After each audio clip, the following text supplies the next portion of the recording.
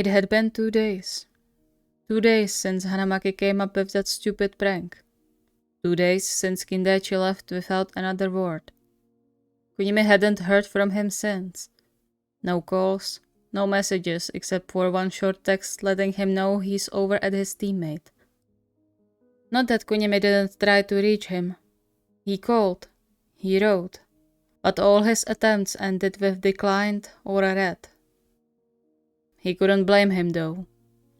The small box laid where Kindaichi left it, reminding Kunimi of his fuck-up anytime he looked at it. They eyed that ring for quite some time now. It was only a simple yellow band without any stone, but that didn't matter. The reason behind it was much more precious. But right now, it only sent another dagger through Kunimi's heart. As if it wasn't enough, he managed to forget their anniversary. He was never good with dates, which was probably one of the reasons Kindaichi chose that day, so he didn't have to remember 2 dates. And yet he managed to fuck that up too. He rubbed his eyes, unsuccessfully trying to get rid of the tiredness. To say he wasn't sleeping well those 2 days would be an understatement. He never told Kindaichi that, but he couldn't sleep properly when he wasn't by his side.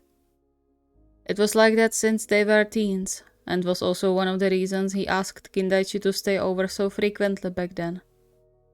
Now that they lived together, Kunimi could enjoy a good night's sleep every night, with the exception of a few sleepless nights when Kindaichi went away on training camps with his team. But this time, his worries and guilt gnawed on his mind at all times, keeping him awake throughout the whole night. He hadn't gotten any sleep for almost 3 days straight, and was now barely able to function normally. He read the instructions on the sleeping pills in his shaking hand, the letters moving in front of his eyes. Come on, focus. He groaned when he found out these can't be mixed with the new meds he got for his phobia, and held his face in his palms, as if he needed more punishment for his stupidity. His gaze fell on the phone in front of him. Maybe he'll forgive me. It's been some time. He could come home and everything will be fine again. He shook his head. Kindaichi had all right in the world to be upset with him, and probably wouldn't pick up anyway. I'm so sorry, you. His stomach grumbled, reminding him he hadn't eaten since morning. He stood up a bit wobbly on his feet, glancing at the small box for the last time before he headed to the kitchen. I'm so sorry. Unfortunately for him, the only already made food they had was deeply frozen. He hated frozen food, but he couldn't focus on how to boil water, let alone cook a whole meal. I guess it will have to be enough. He had to at least eat when he couldn't sleep, otherwise his body would just shut down. He took out a box with chicken and rice, all frozen into one solid piece. He tried to open the box, but the lid was firmly stuck to the bottom. That, or he lost all his strength. Damn it. He tried to stick a spoon between the lid and the rest of the box, but it seemed to be too thick to fit in the gap. He threw away the spoon and took the nearest knife and tried to pry open the box that way. Come on. The lid suddenly loosened and opened, sending the knife straight into his hand. He blinked in confusion, his tired brain unable to process the sight for a moment. He stared at the blade sticking out from the back of his hand, the blood slowly starting to drip from the wound. Shit. The pain started to catch up with him, sending his heart beating faster. Shit.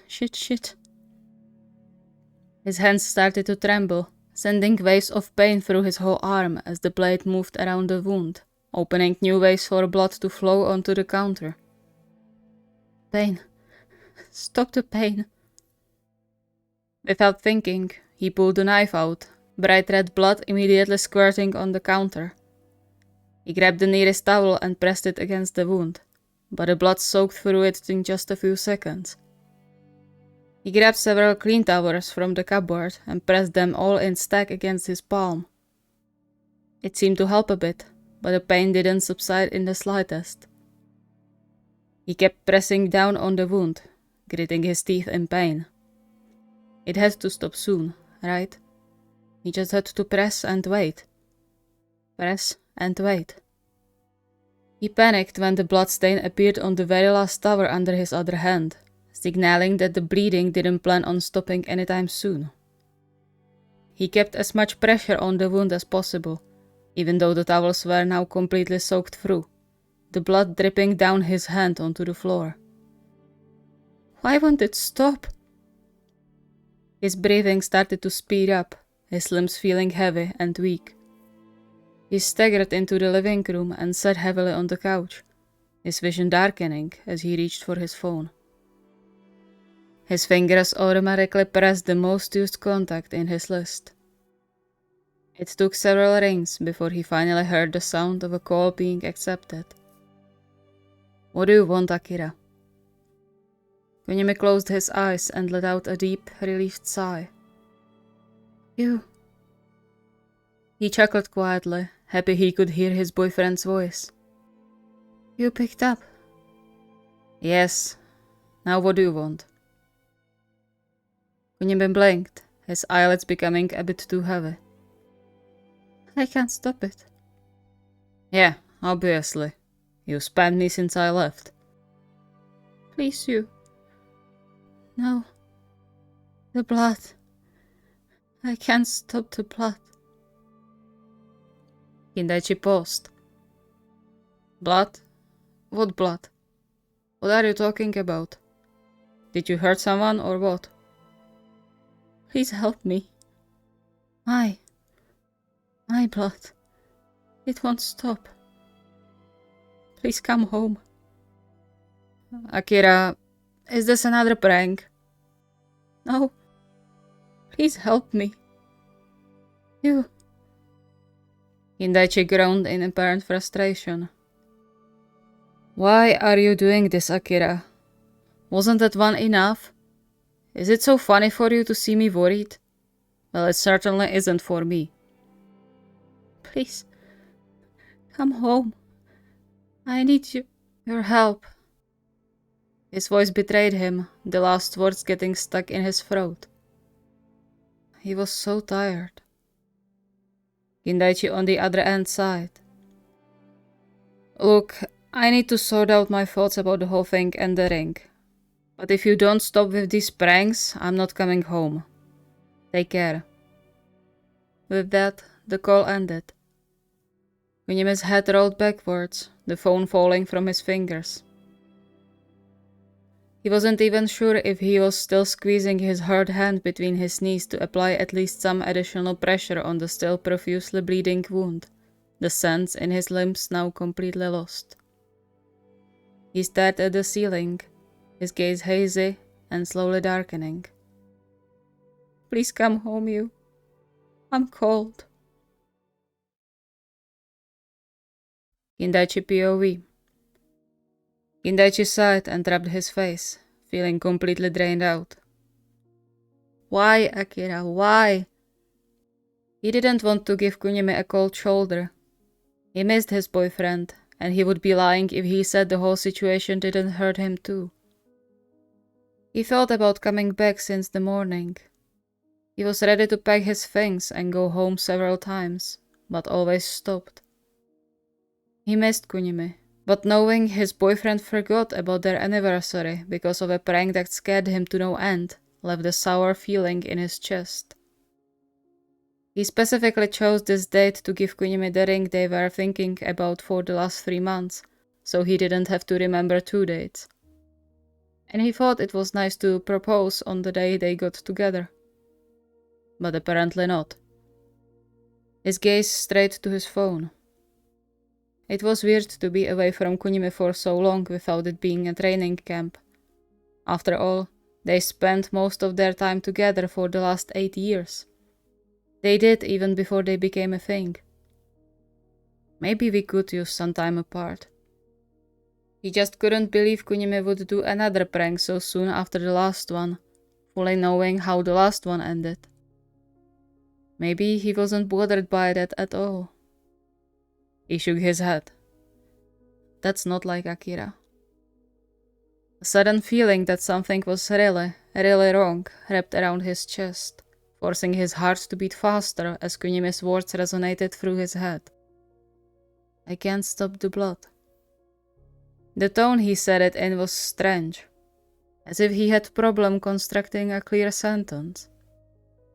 In spite of himself, worry spiked in his chest.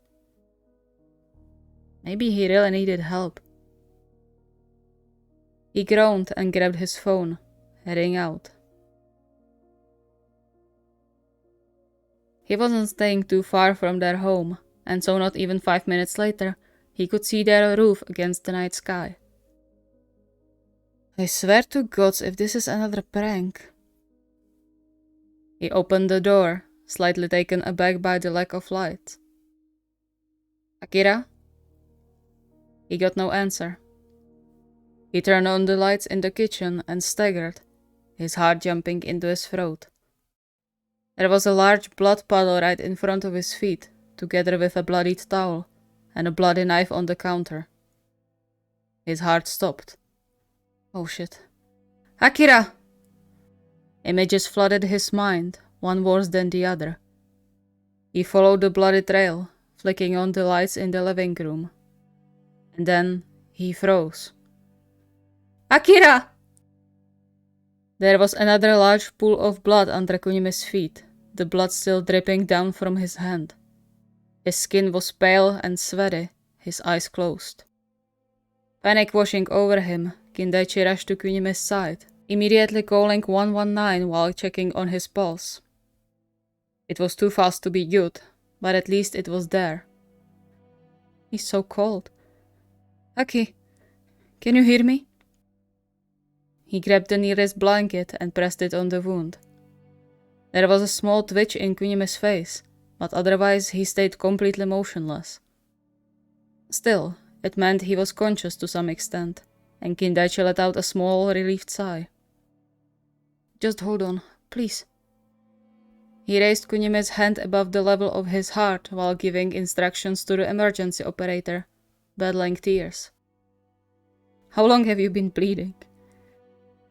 Please, Aki, please. You have to wake up. Don't sleep. Please. Come on. You can't give up now. It will be fine. I promise. Please wake up. You... Kindaichi's eyes shot up. It wasn't more than a quiet breath, but it still was the greatest thing he had heard in his entire life. Aki? Yes, I'm here. Please stay awake. Don't fall asleep again. I'm tired. I know, but you can't sleep. Not now. Please stay awake. Everything will be fine. I promise. He rejoiced, seeing Kunimi's eyes slowly opening. That's it. Stay awake, okay? It will be fine. The ambulance will be here soon, I promise. Just don't go back to sleep. Sorry. No, don't be sorry. It's fine. You have nothing to be sorry for. Everything is fine. Just stay awake, okay? Focus on my voice, or anything here, but stay with me. Don't drift off, please. He mentally pushed the ambulance to drive faster. He kept talking, or rather blubbering, hoping it will keep Kunimi from dozing off. He ignored the tears rolling down his face and just kept talking, holding Kunimi's hand in the air. It didn't take long before the paramedics rushed to the door, but it still felt like an eternity to him. They immediately took Kunimi to the ambulance, instructing Kindaichi to get his things and go with them. Moving on autopilot, his hands and knees trembling, he grabbed both of their phones, instinctively collecting the small box with them, and ran after the paramedics. The next several hours went by like in a horrid dream. Kunimi was rushed for surgery as soon as the ambulance stopped by the hospital door, leaving Kindaichi to sit in the waiting room on those horrible hospital chairs, gnawing on his fingers while he waited for the surgery to end. He supposed he had to look really desperate when one of the nurses took pity on him and sat him down with a cup of tea, promising she'll ask about Kunime's state and tell him. He was grateful for that, but it didn't calm down his nerves in the slightest.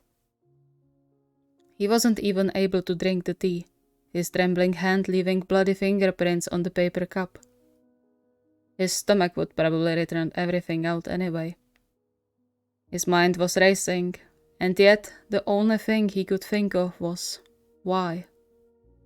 Why didn't he walk faster? Why didn't he believe his own boyfriend's pleas for help? Why did he leave in the first place? Why would Akira want to even be with him now? Why? A few torturing hours later, he sat by Kunime's bed, unsure if he deserved to be there. They should have kicked him out immediately. That way, Kunime wouldn't have to exhaust himself by doing it himself when he woke up. But he needed to know Kunime was fine. He watched as the blood from the transfusion flowed slowly into Kunime's veins. His other hand was bandaged after surgery that finally stopped the bleeding. He gently squeezed the pale fingers, happy the skin didn't feel as cold and sickly as before. "I'm so sorry, Aki. I'm so sorry." There was a quiet knock on the door, and Kindaichi flinched. The doctor nodded at him in a silent greeting. "You're his partner, right?" "Yes. For now." "Is he okay?" The doctor glanced at his chart. "He lost about 37% of his blood. I suppose it was a result of bad blood clotting caused by the new medication you said he takes. He also suffers from organism exhaustion, but that can be solved by a good night's sleep and regular food intake.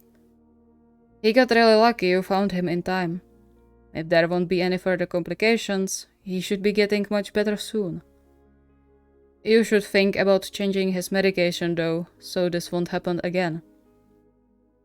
Kindaichi nodded along, feeling like he was underwater. He gently caressed Kunime's hand, waiting for the doctor to leave. He got really lucky you found him in time. Could he call it lucky? His actions were what brought Kunime here. If he just listened to him from the beginning and ran to him without hesitating, if he just walked faster, if he just never left, everything would be fine. He blinked away the tears threatening to spill from his eyes. "You have no right to cry. It's all your fault." He glanced at the ring that was now lying on the bedside table, and his heart clenched.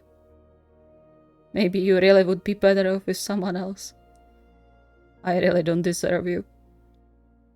It hurt, but it was true. If it wasn't for him being upset over a stupid prank, Akira would be alright. He didn't deserve to be by his side. Not anymore. It was all his fault. If he just... "You..." He froze, the barely hearable voice shattering his heart. He forced a smile. "Hey, Aki. How do you feel?" Kunime looked around, confused. "Where? What happened?" "You stabbed your hand. You are in hospital." The dark brown eyes turned to him. "You came."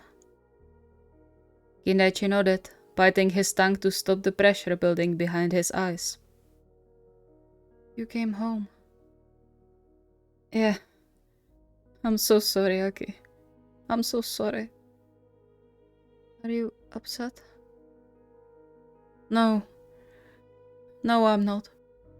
Don't worry about it, okay? You have to rest now to get better as soon as possible." He sniffed and wiped his eyes. I should get going now, right? I shouldn't be here at all. I doubt you want to see me after... after I almost killed you. But I needed to make sure you are alright. That's what matters. You don't have to forgive me. I'm not asking for it. I understand. Just get better, okay? I'll be gone soon. Don't worry. You can keep the ring if you want. Give it to someone who deserves it, or sell it, or throw it away. It's fine. As long as you are happy, it's fine.